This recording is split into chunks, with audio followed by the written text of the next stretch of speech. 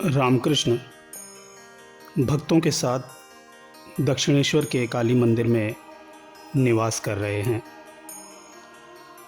आजकल राखाल, लाटू, हरीश, रामलाल मास्टर दक्षिणेश्वर में निवास कर रहे हैं। दिन के 3 बजे का समय होगा। श्री रामकृष्ण का दर्शन करने के लिए मणि बेललता से उनके कमरे की ओर आ रहे हैं। वे एक तांत्रिक भक्त के साथ पश्चिम के बरामदे में बैठे हैं। मणि ने आकर भूमि पर माथा टेककर प्रणाम किया। श्री रामकृष्ण ने उन्हें अपने पास बैठने के लिए कहा। संभव है तांत्रिक भक्त के साथ वार्तालाप करते करते उन्हें भी उपदेश देंगे। श्री महिम चक्रवर्ती ने तांत्रिक भक्त को श्री रामकृष्ण का दर्शन करने के लिए भेजा है। भक्त गेरुआ वस्त्र धारण किए हुए है। रामकृष्ण कहते हैं, ये सब तांत्रिक साधना के अंग हैं।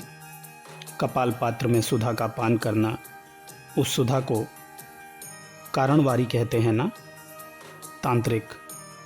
जी हाँ रामकृष्ण, 11 पात्र ना तांत्रिक। 3 तोला भर शव साधना के लिए। श्री रामकृष्ण, पर मैं तो सुरा छू तक नहीं सकता। तांत्रिक, आपका सहजानंद है। यह आनंद होने पर और फिर क्या चाहिए। श्री रामकृष्ण, फिर देखो मुझे जब तब भी अच्छे नहीं लगते। सदा स्मरण मनन रहता है। अच्छा, षट चक्र क्या चीज़ है। तांत्रिक, जी वह सब अनेक तीर्थों की तरह है। प्रत्येक चक्र में शिव शक्ति विराजमान है। वे आंखों से देखे नहीं जाते, शरीर काटने पर भी नहीं मिलते। मणि चुपचाप सब सुन रहे हैं। उनकी ओर देखकर रामकृष्ण तांत्रिक भक्त से पूछ रहे हैं, अच्छा, बीज मंत्र पाए बिना क्या कुछ सिद्ध होता है। तांत्रिक, होता है, विश्वास द्वारा, गुरु वाक्य पर विश्वास। रामकृष्ण मणि की ओर इशारा करते हुए, विश्वास। तांत्रिक भक्त के चले जाने पर ब्रह्मा समाज के श्री जय गोपाल सेन आए। श्री रामकृष्ण उनके साथ वार्तालाप कर रहे हैं। राखाल, मणि आदि भक्तगण पास बैठे हैं। तीसरे पहर का समय है। रामकृष्ण जय गोपाल से कहते हैं, किसी भी मत से विद्वेष नहीं करना चाहिए।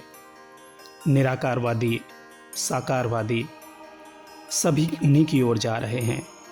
ज्ञानी, योगी, भक्त सभी उन्हीं को खोज रहे हैं।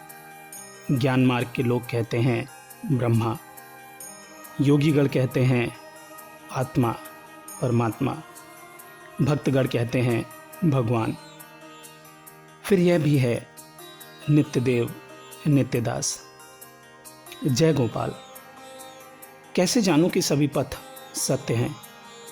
रामकृष्ण, किसी एक पथ से ठीक ठीक जा सकने पर उनके पास पहुंचा जा सकता है।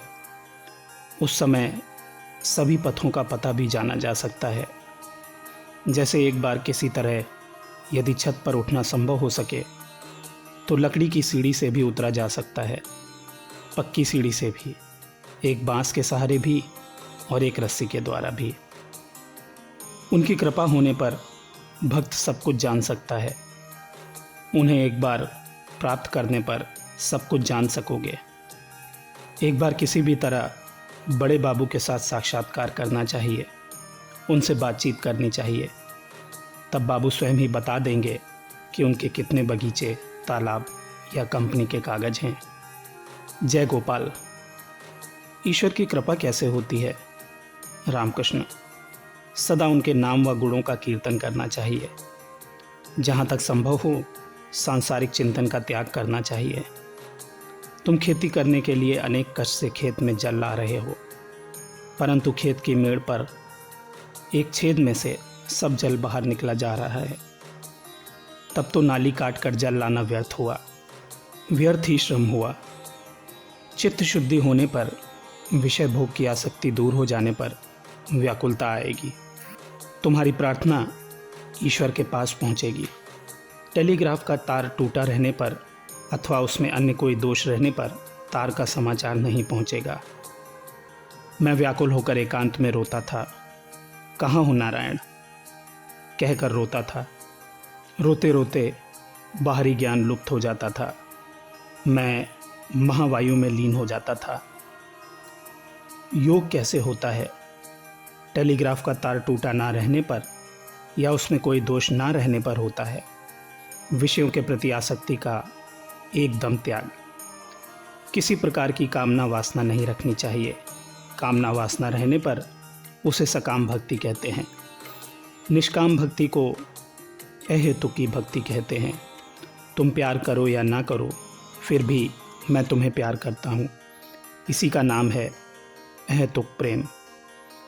बात यह है, उनसे प्रेम करना, प्रेम गहरा होने पर दर्शन होता है। पति पर सती का आकर्षण, संतान पर माँ का आकर्षण और विषय प्रिय व्यक्ति का सांसारिक विषयों के प्रति आकर्षण, ये तीन आकर्षण यदि एक ही साथ हों तो ईश्वर का दर्शन होता है। जय गोपाल विषय प्रिय व्यक्ति हैं। क्या इसलिए श्री रामकृष्ण उन्हीं के योगी ये सब उपदेश दे रहे हैं? रामकृष्ण अपने कमरे में बैठे हुए हैं। रात के 8 बजे होंगे। कमरे में राखाल और मणि हैं। रामकृष्ण के साथ रहने का मणि का आज 21वां दिन है। श्री रामकृष्ण ने मणि को तर्क विचार करने से मना किया। रामकृष्ण ने राखाल से कहा, ज़्यादा तर्क विचार करना अच्छा नहीं। पहले ईश्वर है, फिर संसार। उन्हें पा लेने पर उनके संसार के संबंध में भी ज्ञान हो जाता है। रामकृष्ण मणि और राखाल से कहते हैं, यदु मल्लिक से बातचीत करने पर उसके कितने मकान हैं, कितने बगीचे हैं, कंपनी के कागजात कितने हैं, यह सब समझ आ जाता है। इसलिए तो ऋषि ने वाल्मीकि को मरा मरा जपने के लिए उपदेश दिया था। इसका एक विशेष अर्थ है माँ। माँ का अर्थ है ईश्वर और रा का अर्थ है संसार। पहले ईश्वर फिर संसार। कृष्ण किशोर ने कहा था, मरा मरा शुद्ध मंत्र है, क्योंकि वह ऋषि का दिया हुआ है। माँ अर्थात ईश्वर और रा अर्थात संसार। इसलिए वाल्मीकि की तरह पहले सब कुछ छोड़कर निर्जन में व्याकुल हो रो रो कर ईश्वर को पुकारना चाहिए। पहले आवश्यक है ईश्वर दर्शन, उसके बाद है तर्क विचार शास्त्र और संसार के संबंध में। इसीलिए तुमसे कहता हूँ, अब और अधिक तर्क विचार ना करना। यही बात कहने के लिए मैं झाऊ तल्ले से उठकर आया हूँ। ज़्यादा तर्क विचार करने पर अंत में हानि होती है। अंत में हाजरा की तरह ही हो जाओगे। मैं रात में अकेला रास्ते पर रो रो कर टहलता और कहता था, माँ मेरी विचार बुद्धि पर वज्र प्रहार कर दो। कहो अब तो तर्क विचार ना करोगे? मणि, जी नहीं। रामकृष्ण आगे कहते हैं, भक्ति से ही सब कुछ प्राप्त होता है। जो लोग ब्रह्म ज्ञान चाहते हैं, यदि वे भक्ति मार्ग पकड़े रहें तो उन्हें ब्रह्म ज्ञान भी हो जाता है। उनकी दया रहने पर क्या कभी ज्ञान का अभाव भी होता है? भक्ति के द्वारा सब मिलते हैं। उन्हें प्यार कर सकने पर फिर किसी चीज़ का अनुभव नहीं रह जाता। माता भगवती के पास कार्तिकेय और गणेश बैठे हुए थे। उनके गले में मड़ियों की माला पड़ी थी। माता ने कहा, जो पहले इस ब्रह्मांड की परिक्रमा करके आ जाएगा उसी को मैं यह माला दे दूंगी। कार्तिक उसी समय फौरन ही मयूर पर चढ़कर चल दिए। गणेश ने धीरे धीरे माता की परिक्रमा करके उन्हें प्रणाम किया। गणेश जानते थे माता के भीतर ही ब्रह्मांड है। माँ ने प्रसन्न होकर गणेश को हार पहना दिया। बड़ी देर बाद कार्तिक ने आकर देखा कि उनके दादा हार पहने हुए बैठे थे। मैंने माँ से रो रो कर कहा था, माँ वेद वेदांत में क्या है मुझे बता दो, पुराण तंत्रों में क्या है मुझे बता दो। उन्होंने मुझे सब कुछ बता दिया है, कितनी बातें दिखाई हैं। सच्चिदानंद गुरु को रोज प्रातःकाल पुकारते हो ना? मणि, जी हाँ। रामकृष्ण, गुरु कर्णधार है। फिर देखा, मैं एक अलग हूँ, तुम एक अलग। फिर कूदा और मछली बन गया। देखा कि सच्चिदानंद समुद्र में आनंद पूर्वक विचर रहा हूँ। ये सब बड़ी ही गूढ़ कथाएं हैं। तर्क विचार करके क्या समझोगे? वे जब दिखा देते हैं तब सब प्राप्त होता है, किसी वस्तु का अभाव नहीं रहता। दिन के 4 बजे के समय रामकृष्ण पंचवटी में बैठे हैं। मुख पर हंसी है और साथ है मणि, हरिपद आदि। हरिपद के साथ स्वर्गीय आनंद चटर्जी के बारे में बातें हो रही हैं और घोषपाड़ा के साधन भजन की बातें। धीरे धीरे रामकृष्ण अपने कमरे में आकर बैठे हैं। मणि, हरिपद, राखाल आदि भक्तगण भी उनके साथ रहते हैं। मणि अधिक समय बेलतला में रहते हैं। साधना काल के अनुभवों के विषय में रामकृष्ण बताते हैं, एक बार मुझे दिखाया चारों ओर शिव और शक्ति है। शिव और शक्ति का रमण मनुष्यों, जीव जंतुओं, वृक्षों और लताओं सभी में वही शिव और शक्ति, पुरुष और प्रकृति, सर्वत्र इन्हीं का रमण। दूसरे दिन दिखाया कि नरमुंडों की राशि लगी हुई है, पर्वताकार, और कुछ भी नहीं है। उनके बीच मैं अकेला। और एक बार दिखाया महासमुद्र में मैं नमक का पुतला होकर उसकी थाह लेने जा रहा हूँ। थाह लेते समय श्री गुरु कृपा से पत्थर बन गया। देखा एक जहाज आ रहा है, बस उमड़ पड़ा। श्री गुरुदेव कर्णधार थे। रामकृष्ण, और अधिक विचार ना करो, उससे अंत में हानि होती है। उन्हें बुलाते समय किसी एक भाव का सहारा लेना पड़ता है। सखी भाव, दासी भाव, संतान भाव या वीर भाव। मेरा संतान भाव है। इस भाव को देखने पर माया देवी रास्ता छोड़ देती हैं शर्म से। वीर भाव बहुत कठिन है, शाक्त तथा वैष्णव बाउलों का है। उस भाव में स्थिर रहना बहुत कठिन है। फिर हैं शांत, दास्य, संख्य, वात्सल्य तथा मधुर भाव। मधुर भाव में शांत, दास्य, संख्य और वात्सल्य सब हैं। तुम्हें कौन सा भाव अच्छा लगता है? मणि, सभी भाव अच्छे लगते हैं। रामकृष्ण, सब भाव सिद्ध स्थिति में अच्छे लगते हैं।